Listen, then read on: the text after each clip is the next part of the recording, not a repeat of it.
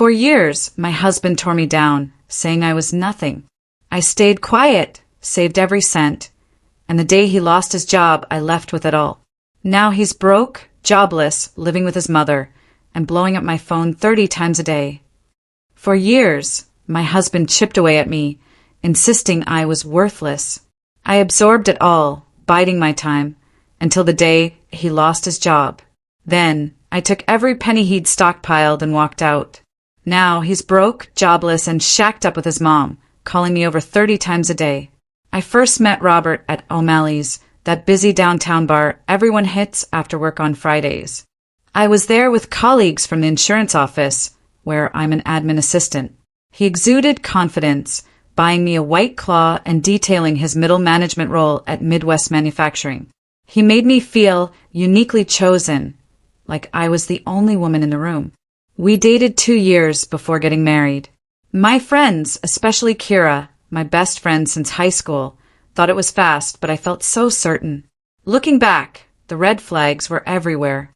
Like his insistence on combining finances immediately, claiming it was what married people do. Or how he'd joke, "Good thing you've got me to handle the money stuff. You'd probably blow it all on Target runs," followed by a laugh that swept others along. I barely noticed the jokes, growing sharper after our accounts merged. $7 for organic milk? This is why I check the statements, he'd scoff when I grocery shopped. When I got a small raise, he'd say, "Well, it's not like your management material, but I guess it's cute they gave you something." When I wanted to apply for a promotion, "Honey, you know that's not really your lane. Besides, I make enough for both of us." It was always capped with, "I'm just teasing," or "You know I love you," and I believed him. Because, honestly, I thought that's what marriage was. My parents had a similar dynamic. Dad always playfully teasing Mom about her cooking, her weight, her silly hobbies. Things started to shift noticeably about 2 years ago. Robert began coming home later. 7 p.m. instead of 6 p.m., then 8 p.m. Sometimes he'd reek of beer. Sometimes that generic cologne they sample at the mall. When I'd ask, he'd dismiss it, just drinks with the guys, or had to entertain a client. Then he'd make a comment about my cute suspicion, how I should stick to worrying about whether we needed more LaCroix. Our intimacy suffered too. He stopped initiating unless he was drunk. When I tried, he'd make observations about my body that weren't direct insults, but left me feeling wretched. "You've got that little pooch thing happening," he'd say, poking my stomach as I lay vulnerable. Or, "Your boobs look different since you gained weight." I'm 5 feet 6 inches and 145 pounds. Essentially the same as when we met. I started withdrawing physically, which he weaponized. "This is why men cheat," he'd declare, scrolling Instagram, when their wives stopped putting out. He never admitted to infidelity, but the unspoken accusation hung heavy. Last summer, I noticed our savings account was lower than it should be. When I brought it up, Robert exploded. "Are you checking up on me? Don't you trust me? I'm the one who makes the real money here." He slammed the door so hard it dislodged a piece of wall art we'd chosen together. That night, sleep wouldn't come. As he snored beside me, I scrolled through our online banking on my phone. There were withdrawals, not huge, but consistent, usually on Fridays, around $200 to $300. Over months, it added up to thousands. The next day at work, I confided in Oliver, my cubicle neighbor, who's always talking about his Robinhood account and crypto investments that honestly go over my head. "That sounds shady," he said. "You should start saving separately just in case." "In case of what?" I asked, feeling foolish even as the answer formed in my mind. In case everything fell apart. I started small, opening a Capital One account online, linked to a personal email Robert didn't know about. I set up direct deposit for a portion of my paycheck, just $100 per pay period at first. Robert never noticed. He only checked the joint account statements. I also started picking up extra hours at work when we had claim processing backlogs, telling Robert the first was helping out, but pocketing the overtime pay. Around Christmas, things worsened at home. Robert came back from his company holiday party in a foul mood. Passed over for promotion again. "Damn Sebastian," he muttered, referring to his coworker who got the position. "Probably sucking up to the VP. That's what your type does, right? You're not promotion material." Standing in our kitchen, I had a sudden, stark realization. My husband was actually mediocre, not just as a person, but at his job. The thought felt like a betrayal, but once it surfaced, I couldn't unthink it. January brought more cutting jokes. About my cooking, I guess not everyone can make edible pasta. About my friends, Kira's still single because she's impossible to please, like someone else I know. About my family, your sister's kids are so loud. Guess loud and annoying runs in your family. I started documenting everything in my phone's notes app. Date, time, exact quote. At first, maybe just to convince myself I wasn't crazy. But it became a habit, then a comfort. Tangible proof I wasn't imagining things. February was when I found the credit card statements. Not our regular Visa, but a Capital One card I didn't know existed, statements sent to his work email. I saw them only because he left his laptop open while he slept. Charges from Lucky Star Entertainment and VIP room. A quick Google search confirmed they were strip clubs near his office. I didn't confront him. Instead, I doubled my secret savings contributions and began researching apartments on Zillow during my lunch breaks. In March, rumors of layoffs circulated at Robert's company. He grew increasingly agitated, drinking more Miller Lite, his jokes turning sharper. "If I lose my job, you'll finally have to learn what real work is," he'd sneer, while I silently calculated how many more paychecks I needed before I could leave. Last week it happened. He called me at work, his voice tight with anger. They let me go. Sebastian's department was spared. Damn diversity hire, probably. My heart pounded as he continued. "Don't bother making dinner. I'm going out with the guys." He came home around 2 a.m., stumbling drunk. I pretended to be asleep as he crashed around the bedroom, muttering about ungrateful wives and how no one appreciated a man who sacrificed everything. The next morning, he slept until noon while I quietly transferred money from our joint savings to my secret account. When he finally emerged, red-eyed and hostile, he announced his plan. "We're moving in with my parents until I find something." Not a question, a statement. "You'll need to give notice at your little job. Not like you make enough to matter anyway." I nodded, saying nothing, thinking about the apartment I'd already applied for, the one I'd been approved for yesterday, the one he knew nothing about. "What, no opinion?" he sneered. "Of course not. You never have anything valuable to contribute." Something inside me finally snapped. 8 years of cutting jokes crystallized into perfect clarity. I looked at him, truly looked at him, this average man with thinning hair and a growing beer gut who had convinced me for years that I was nothing. "Actually," I said quietly, "I do have an opinion." That's when I told him I was leaving, that I'd been planning it for months, that I knew about the strip clubs, the missing money, all of it.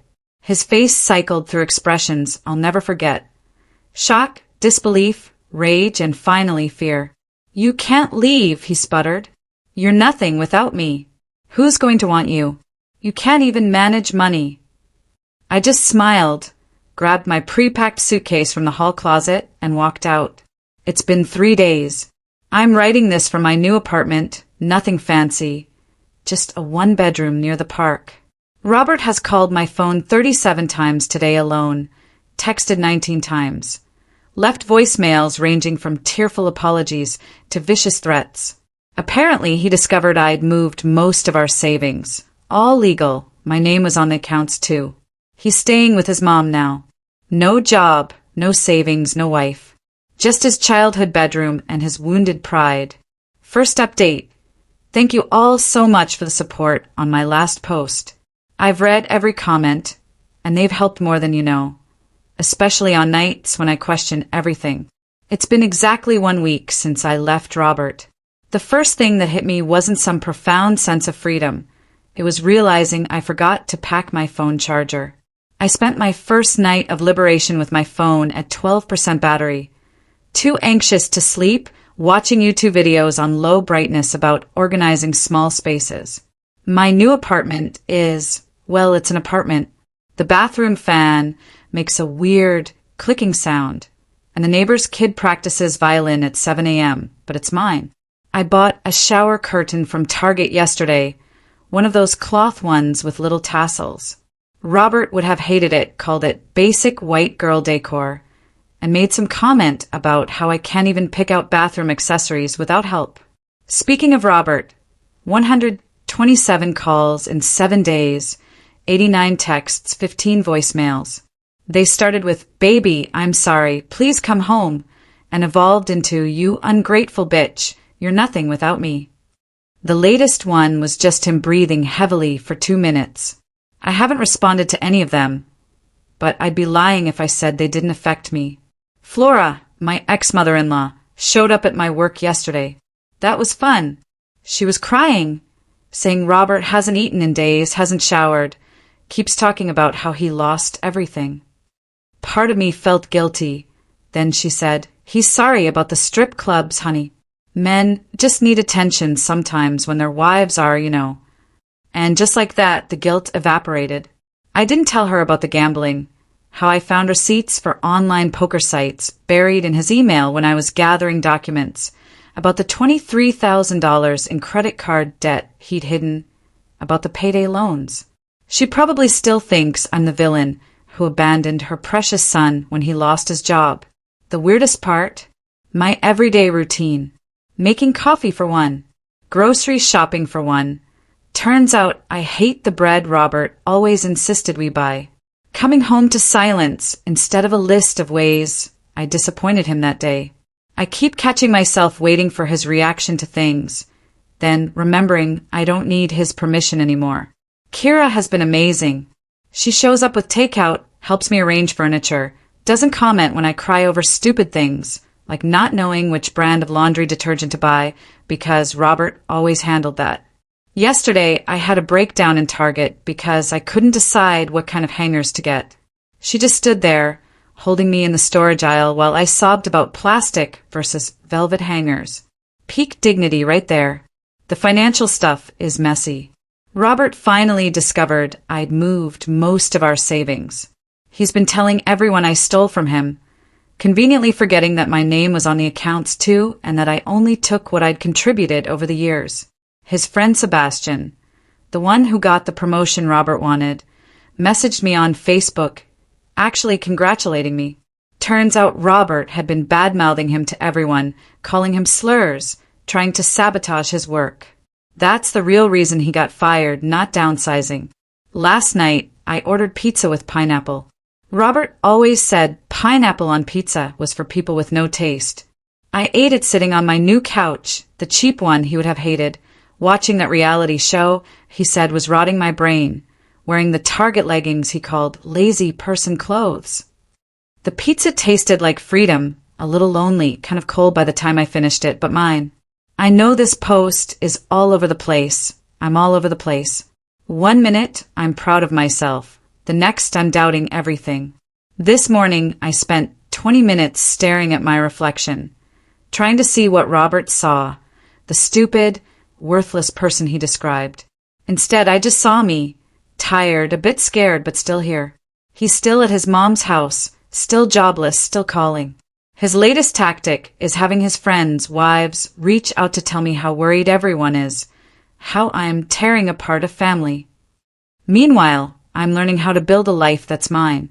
Second update. I wasn't going to post another update so soon, but after today, I need to process what happened. It started with a delivery, just a normal DoorDash order. Thai food from that place near my new apartment. I was working from home because my internet was finally being installed. The doorbell rang, and I opened it without thinking. It wasn't DoorDash. It was Robert. He stood there with grocery store flowers, still in their plastic wrapper, the $9.99 sticker visible. He'd lost weight, hadn't shaved, wearing that old university hoodie he's had since college. For a second, muscle memory almost made me step aside to let him in. Instead, I closed the door. My hands were shaking so badly I could barely work the deadbolt.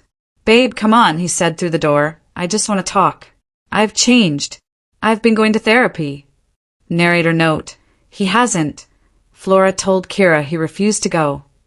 I didn't respond, just sat on my entryway floor, back against the door, listening to him cycle through his greatest hits. "I'm sorry about everything. You're overreacting. Remember how good we were together? You're being dramatic. I miss you. You're nothing without me. I love you. You ungrateful bitch." This went on for 45 minutes. My neighbor across the hall, a sweet old lady who waters my plants when I'm at work, called the police. By the time they arrived, Robert had left, but not before sliding a letter under my door. I haven't read it yet.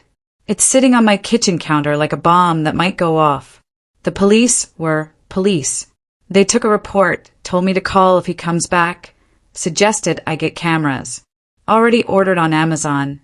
Thanks to everyone who recommended them in the comments of my last post. Turns out Robert found my address through Flora. She'd asked Kira's sister where I moved because she was worried about me. I'm not even mad at Flora anymore. She's as much a victim of Robert's manipulation as anyone. She genuinely believes her son is the wounded party here. After the police left, I had a mild panic attack in my bathroom. Not a movie-style breakdown. Just sat on the closed toilet lid, scrolling mindlessly through TikTok while trying to remember how to breathe normally. Fun times. I called out of work for the rest of the day. My boss was understanding. She's apparently been through something similar. It's weird how many people come out of the woodwork with similar stories once you start telling yours. Kira came over after her last client, brought wine, and those frozen appetizers from Trader Joe's we used to get in college. We didn't talk about Robert. Instead, we watched bad reality TV and tried to figure out if my weird ceiling stain looks more like a duck or a rabbit. The thing that's messing with my head most. When I saw Robert today, he looked small. Not physically, though yes, he has lost weight. But diminished, like the man who spent years making me feel tiny suddenly seemed so much less threatening than the shadow he'd cast in my mind. Don't get me wrong, I'm still scared. I'm angry. I'm sad. But mostly I'm tired. Tired of jumping every time my phone buzzes. Tired of checking my rearview mirror for his car. Tired of feeling like I'm waiting for the other shoe to drop. Some updates on other fronts. Changed all my passwords again. Finally got my own Netflix account. Goodbye Robert's watch list. Ordered a Ring doorbell camera. Started therapy. Actual therapy, not the fake kind Robert claims he's doing. Adopted a cat from the shelter. Her name is Potato, and she judges everything I do. The weirdest part? Life keeps going. My dishwasher still needs to be unloaded. My plants still need watering. Potato still needs her litter box cleaned. The world doesn't stop just because your ex-husband has a public meltdown on your doorstep. Oh, and the DoorDash driver eventually showed up. Food was cold, still ate it. The letter is still sitting on my counter. Part of me wants to burn it. Part of me wants to read it. Most of me wants to pretend today never happened. Third update. I was at Whole Foods yesterday, treating myself to their fancy mac and cheese from the hot bar. Don't judge.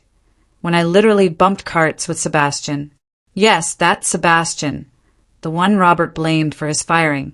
You know that awkward moment when you run into someone you know, but aren't sure if you should acknowledge them?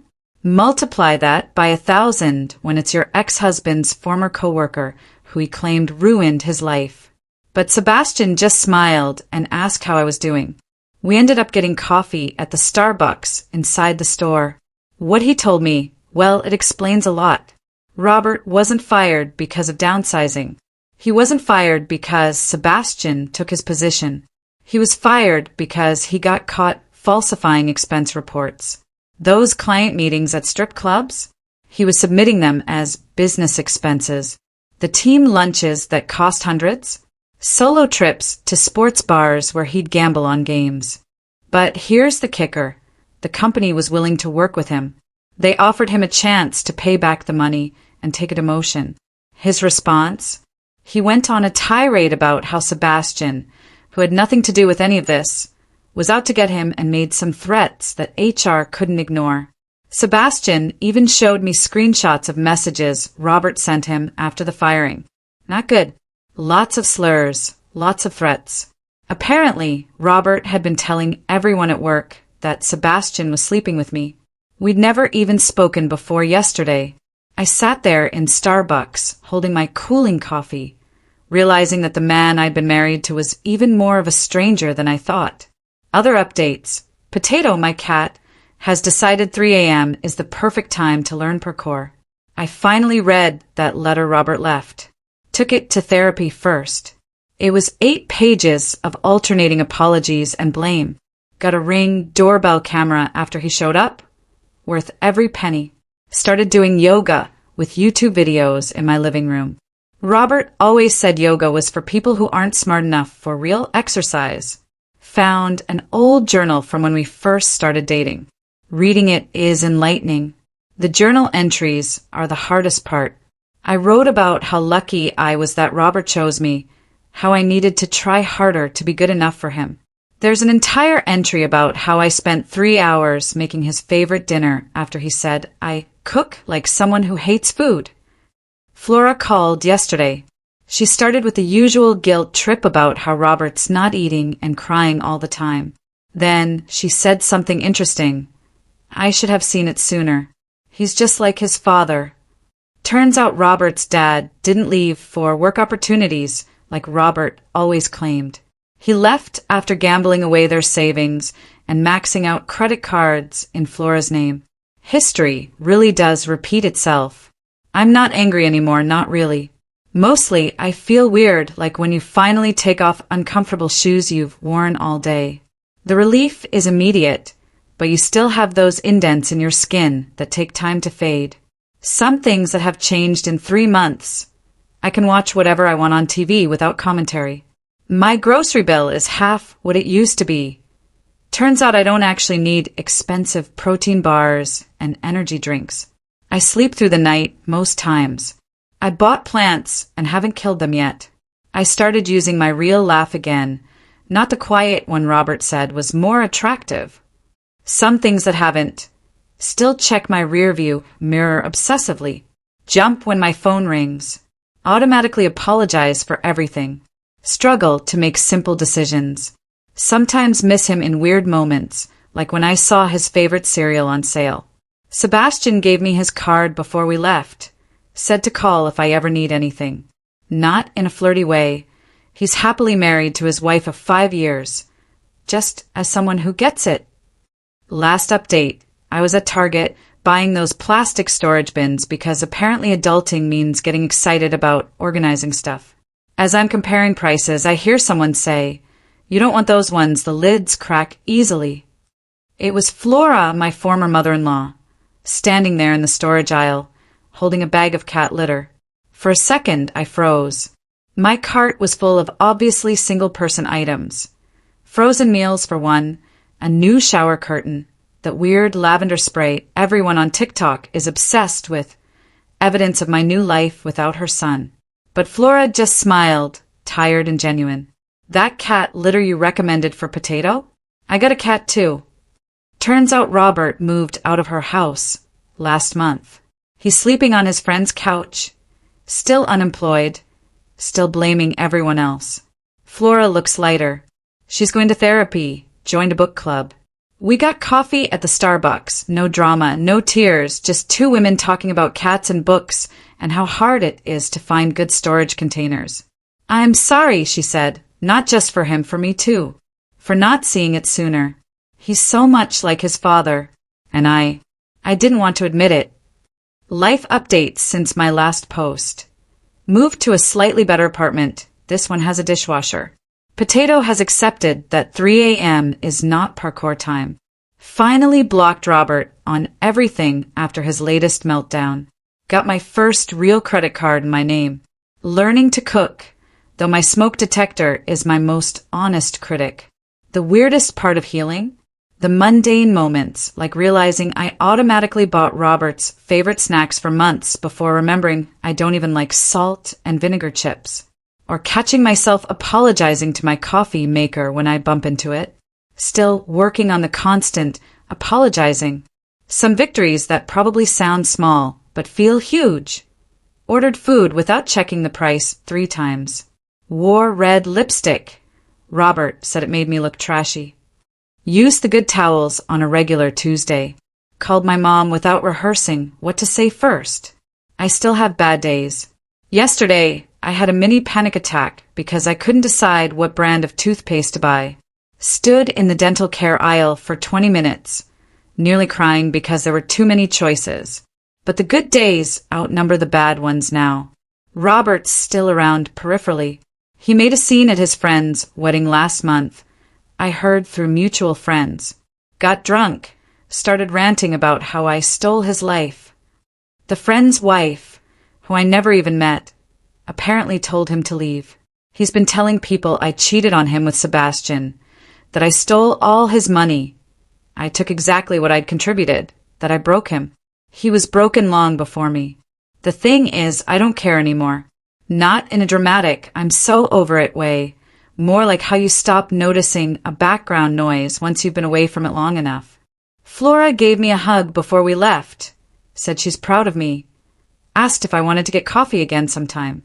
I said maybe, and I meant it. I bought the storage bins she recommended. They're sitting in my living room now, waiting to be filled. Potato is sleeping in one of the empty ones because cats are weird like that. This will probably be my last update. Not because everything's perfect, it's not. I still jump when my phone rings, still rehearse conversations in my head, still catch myself trying to be smaller, quieter, less difficult. But I'm learning, growing, healing. To everyone in a similar situation, you're not crazy, you're not too sensitive, you're not overreacting, and you're definitely not nothing.